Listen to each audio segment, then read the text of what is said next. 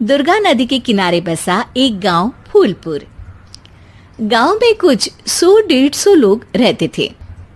अंजलि, जो कि पास ही के जिले में रहती थी और 12वीं पास कर चुकी थी, उसके पिताजी ने बेटी को जल्दी विदा करने के लिए उसकी शादी फूलपुर गांव के मुकेश से करवा दी थी।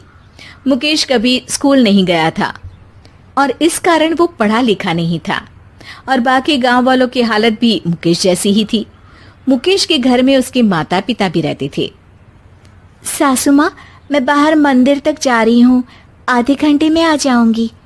अरे अभी कहीं जाने की जरूरत नहीं है, चुपचाप जाके रसोई में रात के खाने की तैयारी करो। और ये घूंघट क्यों हटा लिया है तुमने? क्या पता नहीं कि इस गांव में औरतें बिना घूंघट के नहीं रहती? रात में अंजलि छत पर जाकर अपनी मम्मी से बात कर रही होती है। तभी गांव की 3-4 औरतें उसे देख लेती है और दरवाजे पर आकर उसकी सास से शिकायत करने लगती है। और क्या हुआ? अरे छत पे तो देखो, आपकी बहू मटक मटक के किसी से फोन पर बात कर रही है। दिन भर फोन पे लगी रहती है। अरे कल तो मंदिर के पास वो क्या कहते हैं, सेल्फी ले रही थी। शहर की बहू रखना अच्छा शान की बात है, पर देखना इसके लक्षण से ये तो तुम्हारे परिवार को बदनाम ना कर दे। ये पहली बार नहीं था जब सास से गांव के लोगों ने अंजलि की बुराई या शिकायत नहीं की हो। अब तो ये रोज की बात थी। अंजलि ये सब सुन लेती है। जब वो नीचे जाती है तो मुकेश भी वहां आ जाता है। सास कहती है, बेटा, लोग घर आकर शिकायत करने लगे हैं बहू के कामों की। देख लो, पति हो, संयम से रखो इसे। माँ जी, मैं तो अपनी माँ से बात कर रही थी क्योंकि यहाँ कोई बात करने लायक ही नहीं है और अब मैं माँ के पास ही रहूंगी। वहाँ क्या रहना, वहाँ बाहर के लोग तो ठीक है पर घर के लोग भी इज्जत ना दे सके। अरे नहीं नहीं अंजलि, ऐसा नहीं है, धीरे धीरे सब ठीक हो जाएगा, तुम फिक्र ना करो। अरे बस कुछ बोलना ही नहीं है, सर पे चढ़ा रखा है बहू को। सास मुकेश की नरम बात सुन के वहां से मुंह चढ़ाकर चली जाती है। मैं तो कहती हूँ हम दोनों शहर चले जाते हैं। मैं पढ़ी लिखी हूँ, मुझे वहाँ नौकरी भी मिल जाएगी और थोड़े दिनों में आप भी वहाँ कुछ काम ढूंढ लेना। अरे नहीं नहीं अंजलि, हम यहाँ ना गांव का खेत, माँ पिताजी को छोड़कर शहर नहीं जा सकते। माँ पिताजी को कैसा लगेगा और गांव वाले क्या सोचेंगे? ये कहकर मुकेश सोने चला जाता है और अंजलि की गांव वालों द्वारा बुराई का सिलसिला बहुत दिनों तक चलता ही रहता है। लेकिन अंजलि गुस्सा ना दिखाते हुए समझदारी से काम लेती है।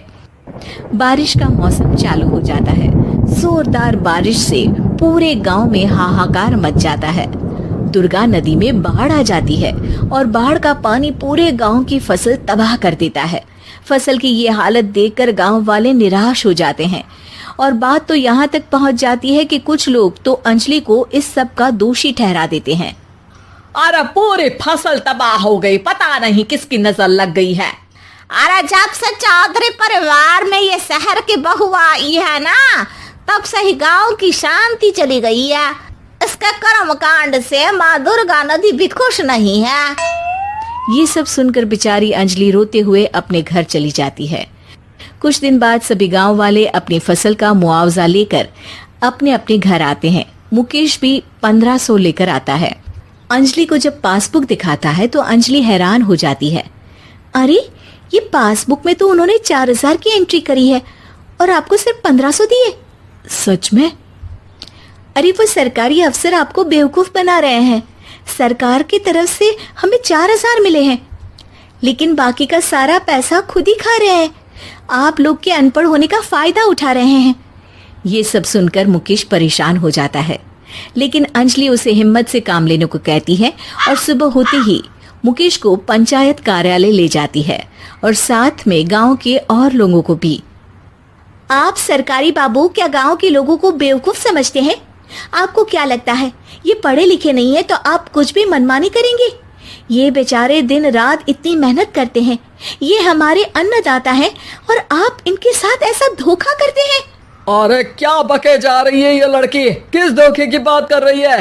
अपने कांड करके नदी माँ को नाराज करके हमारा नुकसान करके इसे चैन नहीं मिला क्या? सरपंच जी, इन सरकारी बाबू ने मुझे बेवकूफ बनाया है और मेरे हिस्से के पैसे खुद चट कर गए। बस ये सुनते ही सरपंच वहां से दुम दबाकर भाग जाता है। पता चलता है कि जनपद अधिकारियों ने गांव के सरपंच के साथ मिलकर सबके साथ धोखा किया है। सब लोगों का विरोध शुरू हो जाता है और आखिर में अधिकारी सब गांव वालों के हिस्सों के बचे हुए पैसे उन्हें लौटा देते हैं और कई दिन तक सरपंच गांव में लौटता ही नहीं। अंजलि, तुम नहीं होती तो हम गांव वालों को तो पता ही नहीं चलता कि ये हमें हर बार बेवकूफ बनाते हैं। हाँ हाँ अंजलि बेटी, हमें माफ कर दो। हम सब तुम्हें बुरा भला कहते रहे, लेकिन तुमने ही आज हमें बेवकूफ बनाने से बचाया है। हमें तुम पर गर्व है बेटी। अब समझ आया कि सरपंच तुमसे नहीं, तुम्हारे पढ़े लिखे होने से नफरत करता था। क्यों ना इस बार हम अंजलि को ही सरपंच पद के लिए चुन ले? क्या कहते हो गांव वालों? पढ़ी लिखी सरपंच। बस पूरा गांव अंजलि के लिए ताली बजाता है और अंजलि की सास उसे खुशी से गले लगा लेती है।